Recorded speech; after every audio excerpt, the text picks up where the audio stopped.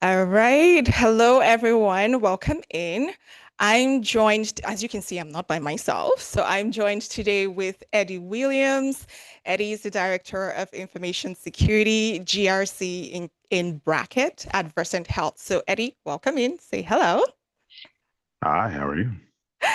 Doing good, doing good. We're very excited for this conversation because as I was going through your bio, which I have to comment, by the way, your government and human to where you are right now in healthcare and also doing nonprofit, there's a lot of, it sounds like there's a lot of industries that you've worked in and a lot of varied Yes. backgrounds that have brought you to where you are today. So do you want to talk to us a little bit about how you stepped into cybersecurity leadership? Uh, Great question. One tiny bit of a correction. I think since the last time we've talked, I have since left that role at Versant Health. I'm at a new role, and I'm still running the Unity Cyber organization. But just small correction. But yeah, great experiences. So as far as becoming a leader in cybersecurity, I took a pretty non-traditional path. I grew up mostly in Mississippi. My father was in the Navy. My father recently passed, but he was in the Navy. We traveled around a lot, lived in a lot of different places. Um, Always liked computers. Started in IT. I was building computers when I was a kid. Didn't have a lot of money growing up, so in school programs, after school programs, some of those, I was in part of SECME, Southeastern Consortium for Minorities in Engineering, which is now called like Science Engineering, Communications, Mathematics, and something else. So that's kind of how I grew up. No shoes on, but I'd come to the schools and build computers and distribute them through classrooms, summer programs, and colleges and whatnot. After that, I joined the Army. I did a lot of huge security, human intelligence collection projects worldwide, in active conflict zones and other areas as well.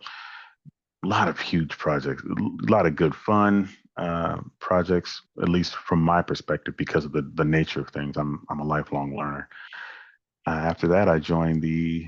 I got done with that, became a contractor, did that for a little bit. Then I became a consultant. They had a huge project out in California that needed critical infrastructure protection, and they said, "Hey, Eddie, do you want to do that?"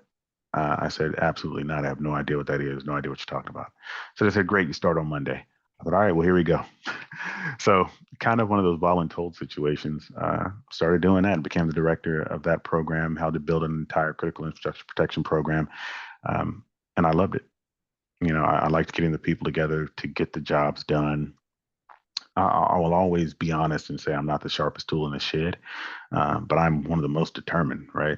So that's kind of how I got into leadership and leadership positions throughout. At PricewaterhouseCoopers, where I was for quite a good while, a lot of learning, a lot of connections there, and for whatever reason, they kept putting me in leadership positions. So I said, hey, this is obviously something that I'm supposed to be doing. So let me figure out how to get good at it.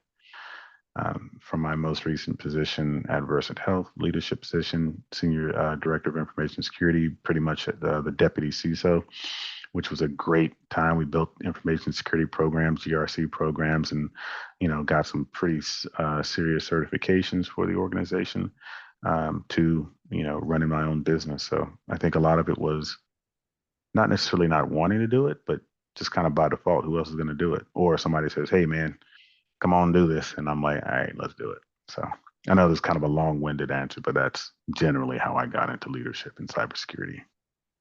It's so interesting because usually when I ask these questions, one of the things that I listen out for is how most of the cybersecurity leaders or most of leaders in cybersecurity have this almost kind of unpredictable path. So in your own case, you talked about people seeing that in you and for some reason putting you in leadership position. What do you think was, if you look back, what do you think was one quality that they were seeing in you that made you the right fit for leadership? So the humble, slightly humorous answer is I have no idea what they saw in me. they might have been a little bit tipsy or just flat out crazy. That's a humble and slightly humorous answer. I think the objective answer, the okay, let's be for real about this and really answer your question. I think most of them saw the fact that I was willing to take on the challenge, right? Because leadership, for whatever reason, is not necessarily about being super skillful at any particular thing. I think it's the willingness to want to take that on, not even the desire to lead people themselves, but the willingness to take on the burden of being responsible, of being accountable, uh, because you are accountable. It doesn't matter if you are the person who flips the actual switches. If an analyst flips the wrong switch, it's because I did not give them the proper instructions, the proper resources, or the proper training, or the proper,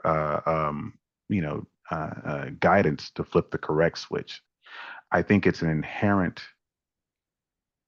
I'd say almost masochistic, you know, mindset of I am responsible and therefore accountable for this thing. Uh, so that's kind of my answer: the willingness to take on the burden of leadership, That's such an or they were interesting tipsy. that's such an interesting answer, Eddie. And I really appreciate the fact that you mentioned not just desire, but willingness. And I thought to myself,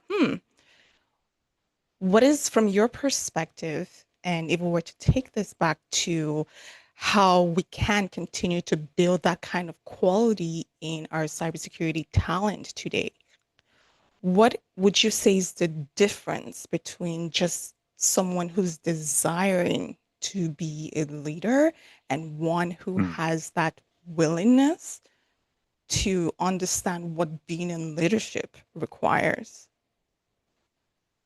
I think I think that is a fair question. The distinction to me, and that's not just for leadership, but for anything, most people who are most people who have the innate traits that we associate with any particular role, leadership, engineering, uh, they don't necessarily have the desire or express an external or outward desire to do so. It is simply something that they happen to do. Um, a willingness to take on the burden of, say, I don't know, my neighbor across the street, he's having a pool put in. I have neither desire nor willingness to learn how to build pools, do concrete work, and all that good. Neither one. Um, so to me, willingness means that, and not necessarily begrudging, but it means that you are open to what it truly takes to accomplish that goal or task or fit that role and be what it takes to fit that role and expand and grow within that role. A desire means that you want to do it, or at least ostensibly on the surface, you express to others and maybe on the surface to yourself as well, because there's a lot of things I technically, quote unquote, desire to do, but I don't have the willingness to take those things on. I kind of desire to become a scuba diver, right? But I don't have the willingness to go pay hundreds of dollars for a scuba certification. I have buddies who've actually done that. You know, I kind of have a desire to become a pilot, but I'm not paying that money for or taking the time out of my day or my weekends with my children or whatever to get an aviation license. Maybe when I'm a little older and retired and just have like money to blow, but not today. So to me, that's a little bit of and that may not be as clear as it could have been, but in my head, the difference between willingness to do something and the at least quoted desire to do it is putting your money where your mouth is, putting your one foot in front of the other rather than simply saying it, demonstrating it, you know? What an amazing answer, because again, there's data right now that has continued to come out about, the crisis that we're having in cybersecurity, talent shortage, and, ISAC saying over 60% of organizations are struggling Hmm. to They retain are. retain cyber talent. And so hearing you talk about, willingness to take on certain things that can help you meet that capability that you're wanting to meet, if it's in leadership, which we're Hmm. talking about today. I would love to hear your perspective. What do you think is what we're doing wrong in terms of the struggle to properly retain cybersecurity talent? I think the struggle starts in getting the cybersecurity talent in the first place. Mm, I'll speak to the specifics of retention in just a second, but I think part of what causes the lack of retention is that we don't look in all the right places. The funnel, the beginning of the funnel is way too narrow, and the end of the funnel, so the entire pipeline is just, if you want to catch a catfish, you go look where the catfish are, right? You look in ponds, you look in rivers. There are catfish in Mississippi and the Mississippi River, but there's also hundreds of tributaries of the Mississippi River in which catfish live. My grandmother's land in Vicksburg, Mississippi has a nice sized pond we used to go swimming in. Had catfish in there as well. Big ones, beautiful ones, delicious ones. So there's also catfish in the Mekong River, Mekong Delta. They're usually listed as Mekong swai. There's also catfish in China. There's catfish in, plenty of places in Africa, plenty of the countries in Africa. The problem is when our chef wants a catfish, the only place he ever looks is the Mississippi River. mm, And there's plenty of great catfish. So you overfish the Mississippi. So you don't have a lot of catfish there, but if you're not looking anywhere else, you don't realize that there are literally millions more in other places. And I know that was a food analogy, but I'm kind of hungry. It's around lunchtime. So I'll liken that back to cybersecurity and just that we're looking in certain places, which are great places to look, but we're kind of overfishing some of those places and not finding exactly what we're looking for because we're looking at target schools, we're looking at target companies that people have worked for, we're looking at a certain set of certifications when we should be looking in places like not just for catfish, but people, Mississippi, right? We should be looking in places, people who went to Jackson State University instead of just Harvard or MIT or Rensselaer Polytechnic, right? We should be looking at the Howards and the Browns and the University of Maryland Global campuses because they are producing people who have that willingness to do what it takes, right? Regardless of what the perceived external validation and rewards are. So that's where we should be looking.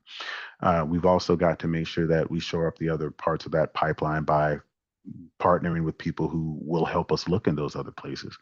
I'm part of the board of a nonprofit called CyberUp. Uh, and what we do is we train and place cybersecurity apprentices. Apprenticeships need to come back, and that's in pretty much every industry, but cybersecurity especially because you have a small handful of brain surgeons who are experts at their craft, but then you've got a large set of bulldogs who aren't being put to good use. So that brain surgeon can run an entire shop, but he's got to have people to actually flip those switches. So he needs a bunch of bulldogs with him. So that's that part. To getting the right people, expanding our search parameters, making sure that we know what we're looking for too. I also say um, unicorn. Yeah, we're always unicorn hunting mm, in cybersecurity and again most industries. We give a list of criteria that's completely unrealistic, even to someone with years of experience, and then we give them a salary that's not commensurate with that experience because we have a lot of people applying, but those people aren't quite what you want anyway. So you got to make your expectations realistic. Do you need a unicorn to plow a field of soybeans? No. A strong draft horse will do it, but you want one that is got to have a 3 foot horn. It's got to be beautiful white. Got to have a rainbow colored tail. Okay, well I've got a strong brown draft horse right here. I don't want that one. It ain't got a horn. Okay, So then the unicorn gets in there, it's pissed off because it didn't want to pull the plow anyway, and it never gets to use its horn other than to plant butter beans Right. or something stupid, right? So that's the other part of that. And that's one of the reasons why we can't get a lot of people in. And it's also one of the reasons why people leave. We're not paying them enough. We're not helping to develop them enough. We're not letting them start as bulldogs and train themselves up to become brain surgeons, which will increase stickiness and longevity within any organization. And we're not putting bulldogs under them, putting apprentices under them, which creates helps create that relationship, right? So if I'm responsible for 6 or 7 people and we've been together for 10 years, it's hard to break up that team. Like a football team, 11 brothers hard to beat, right? Nobody wants to give up their quarterback. Nobody wants, and that quarterback don't want to give up his right tackle. He don't want to give up, Mahomes don't want to give up his Travis Kelsey. So that's kind of it. And then I guess for the last part of retention, that development. You can't put somebody in a situation, tell them they have no budget, tell them you nope, no training, you can't go to Black Hat this year, can't go to whatever other conference, you can't do any podcasts or webinars or seminars. We need you to push this button. Um, we'll pay you just enough, whatever the market says we have to, but and not a penny more, and then expect that person to be happy. Humans have an innate need Neat. for self-fulfillment and development. I mean, I do too. So you got to, and those kind of three things: finding where we're recruiting people from, making sure they have a strong pathway, and finding those people and putting them in the right places and paying them well, giving them good incentives, and that development. Amazing. Amazing. I You flatter me. no, no, no, no. This is you pretty much just hit on not just the symptom, right? But the origin, right? The origin of one of the origins of the problems, which is starting from recruitment and then moving on to how to develop them and then retaining them. And I loved your bulldog to brain surgeon analogy. I've seen that somewhere. I think you you said that Yes. somewhere. And Yep. I'm so curious now. So in your own leadership pipeline or from your perspective, how do you Hmm. develop and transform the bulldogs that come into your team into brain surgeons? Yep. Well, the bulldog is someone who is young. I say young, but because I say young because I'm old, but a bulldog is someone who is hungry, willing to learn, and they have that Mhm. willingness that we talked about. They're eager. A lot of the time, they are from another industry or another part. Like they may go from IT to cybersecurity, or some I've seen some come from human resources with no IT background into cybersecurity. Right? They have a strong willingness, and that's one of those innate qualities you can't teach someone. Right? Um, and again, I'm sure this applies to many different industries, but for cybersecurity, you start with that bulldog and you help and you develop them because they are eager and hungry to devour, right? They will take a problem, latch onto it, and not let it go until it's solved, right? Um, Whatever you point them at, they're going to get. And that's kind of how I am. That's kind of how I started out. I still am, even though I hope that I'm a brain surgeon in some areas at least, right? So training and development is one of those big things. And it doesn't always have to be formal training and development. Give them tools, give them pathways. Like I've got I've got like 4 or 5 different cheap little computers, towers, old Dell Optiplexes, which is my go-to because they're really easy to switch out parts. um, as servers. I just throw whatever random junk and software I can find on. I got Raspberry Pis. I do not have a Flipper Zero, regardless of what the rumors may say. I want to say that on the record. Um, you know, Other little boxes and beeping things and this and that and the other that I play with and practice with to see what's going to happen because that's how I am. Provide people those types of things. Give them even a small stipend, or if you don't even have that, talk to them. Help give them advice, mentor them, which is invaluable and doesn't cost you anything other than what the 12 cents worth of electricity to run your computer for the session you're talking to them, right? Give them those ideas. There's plenty of free resources out there. Um, if they have the willingness, all you got to do is help set them on that path, and that helps develop them a lot. And also mentor them to find what their niche is. As we know in cybersecurity, cybersecurity is a broad, broad uh, topic in general. So within that, you can help people determine where they want to be red team, blue team, where they want to be GRC, where they want to be uh, uh, investigators, where they want to be security ops, where they want to be identity and access man. There's a million little different things you can do, whether you're technical, non-technical, a little bit of mix of both. There's a million things you can do in cybersecurity. So help them develop, at the very least, by mentoring them and help them point themselves into their area of specialization that they may want by giving them those resources. Again, there's plenty of free ones. CISA does lots of free resources. NIST has lots of free resources. Other government and private agencies have lots of free resources. At the very least, you can share some of those links. I have colleagues, Facebook groups, Reddit groups, Discord groups that are free, that we just collaborate in community. Large Google Drive documents full of these types of links, completely free or extremely low cost, where you can learn these things. Talk to them about what they've learned, help guide them onto a path, and give them more resources. And again, that's if you don't have any true budget there. But I may have gotten a little bit off topic, but hopefully that kind of answers your question. And at that point, they'll kind of get to that level. Once they start specializing, they'll get to the level of, hey, I now feel I am an expert, or at least competent enough to speak on it. And that's where it gets fun, because you have to start putting them in the hot seat. One of the best ways to ensure that you've learned your information, and all my doctorate and master's degree colleagues will agree, is you have to start synthesizing other pieces of work from the information that you have absorbed. Um, no better way for me to learn a topic than have to explain that topic to somebody else, which is why I'm a huge advocate for mentorship and apprenticeship.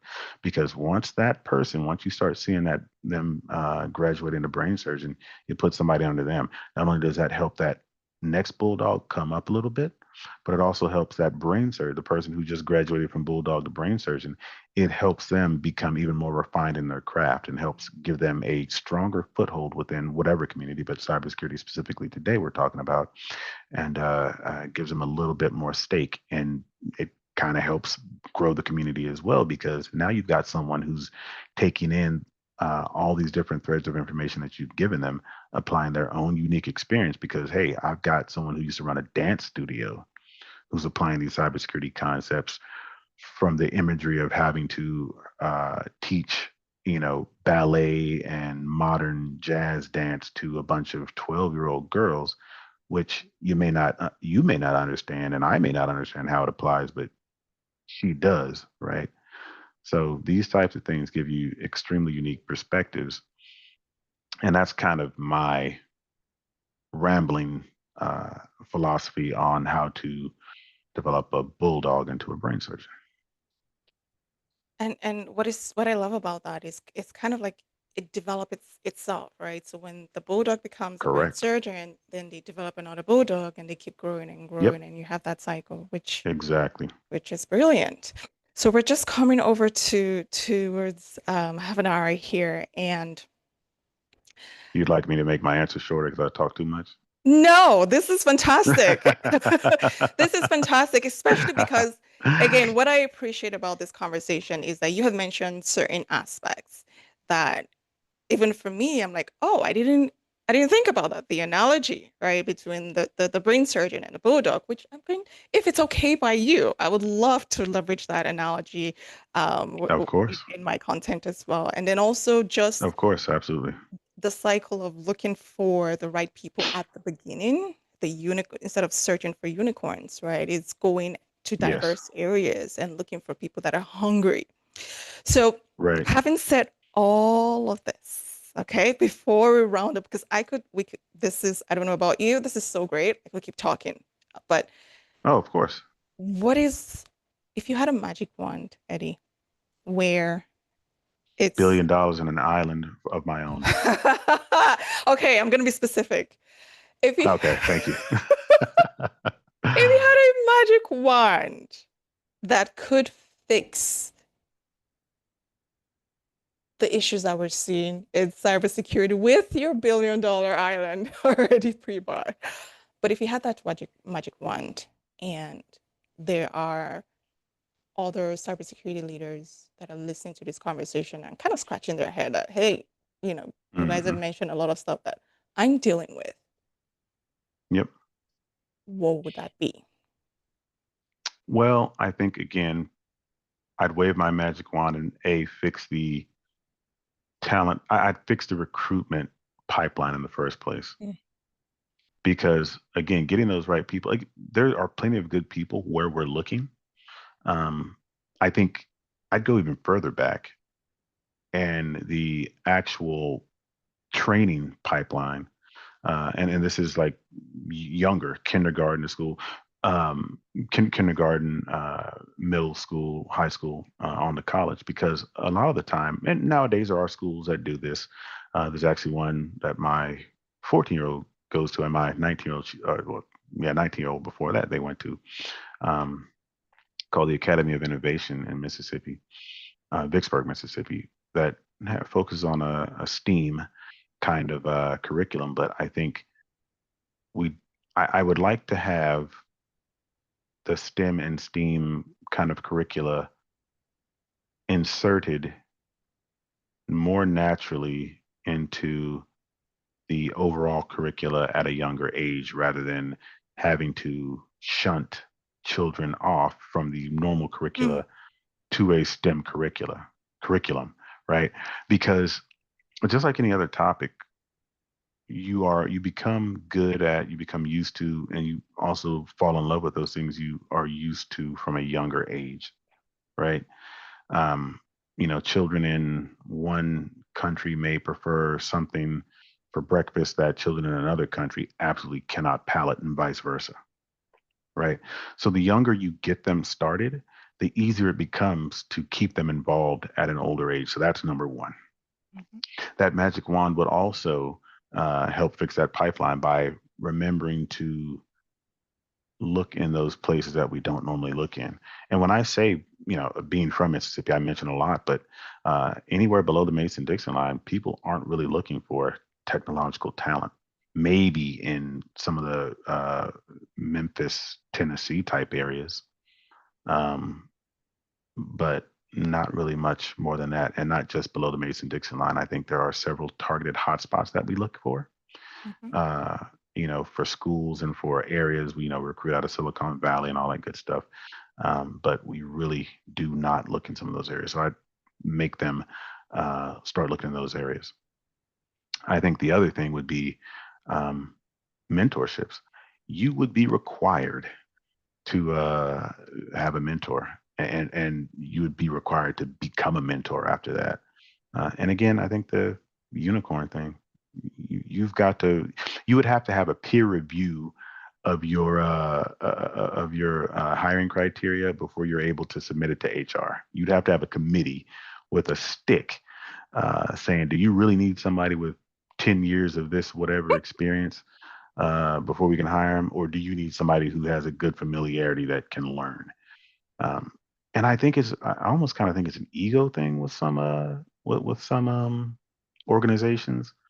Everybody wants a world class this or that, and doggone well, you's a dirty liar if you think you need a world class PHP developer when this is something I don't even know any HTML or something. I could code this thing, in 10 minutes myself. You know what I mean? You don't need no doggone world class developer. You need somebody who's competent and can use the tools, or can familiarize themselves with the tools. So I'm pretty sure my magic wand has run out of juice after that long answer, but that's kind of what I do. great answer. Great answer. Because again, I think when we're talking about the problems that we're having in this industry, we focus a lot about on the symptoms, right? But those symptoms did not Hmm. just come out of nowhere, and fixing that urgent is really what's going to stop the bleed. So, on a final Right. note, Eddie, is there anything, any final words that you would like to share with our audience before we round this conversation? Uh,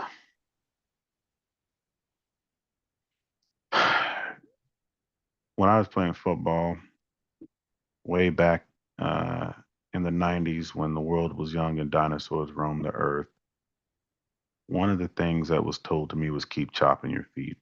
Mm, When you run up against a problem, I was a pulling guard and a running back.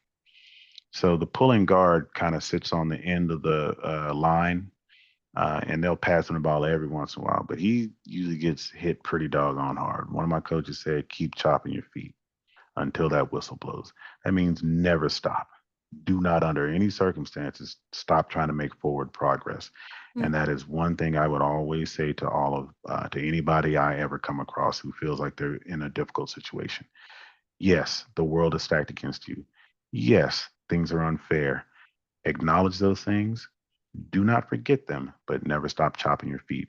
Number two, something that my mother told me a long time ago, even further back than when I was playing football. And I honestly feel that it's something that embodies kind of my overall philosophy on life. And with the new Superman movie coming out, I think we always need a little hope. yeah. And this would probably be something that he would say as well. But no matter how hard you try, you cannot save the world. That does not mean you should stop trying to save the world. Mm. That means continue to do good. There will be times when you may feel helpless, but never feel hopeless. So those are the two pieces of advice I would give. Amazing. Amazing. Thank you, Eddie, for sharing your words of wisdom with us. I think there's so many things that we've talked about today. The analogy that bulldog to the brain surgeon, that's on my that's on my bucket list. I really love that analogy. You're about to say something? I will send you the link. I will send you the link to one of the first conversations Tony Bryant, who's the executive director of CyberUp, had. We kind of talked about that concept and explored it quite a bit in one of our podcasts. I'll send you a link to it. And yeah, feel free to use it. Get the word out. Absolutely. Thank you for that. I will look forward to that. And also just again, looking at all the bits and pieces that could help in understanding how we can fix the retention and the bleed that's going on in this industry. So I really appreciate the fact that you went into those details. And I think the Yes, audience ma'am. will too as well. So for anyone who's looking to connect with Eddie, Eddie, where do you want them to reach out to you? Um, Reach out to me on LinkedIn. I've got a pretty strong presence on LinkedIn. Um, you can reach me at my email, eddie.j.williams@unitycyber.com, UNITICYBER.com. Um, don't call me yet. I'll give you my number if we connect. So yeah, you can reach out to me on LinkedIn. Um, I'm on the boards of a couple nonprofits and a university or two, so you can see me around. I'll be giving speeches and talks and talking about food and Mississippi and whatnot. Amazing. So I'm going to leave Eddie's details in the description box following the video so they can reach out to you when they want to. But other than that, Yes, ma'am. ladies and gentlemen, and Eddie, thank you so much for a wonderful, very insightful session today. Eddie, please hold on. If any of you guys have any questions for me, feel free to reach out to me as well. But other than that, I will see you guys in the next one. Bye now. Okay.